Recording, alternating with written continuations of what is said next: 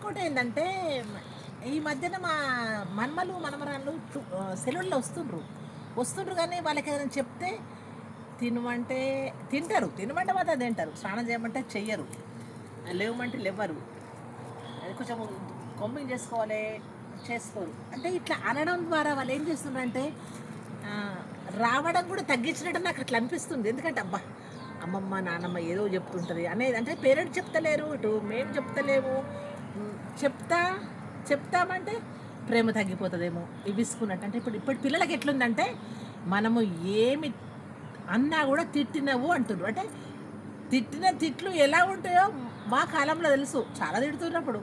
ఇప్పుడు ఏదో చిన్నగా అది చెయ్యకు అంటే అని ఎందుకు తిడుతున్నావు అంటే మన సౌండ్ కొంచెం పెంచితే కూడా తట్టుకునే శక్తి లేదు. ఆ తట్టుకునే శక్తి రావాలంటే వాళ్ళు స్ట్రాంగ్ చేయాలి మనం. ఎందుకంటే లైఫ్లో వాళ్ళు డెవలప్ అయ్యేవాళ్ళు.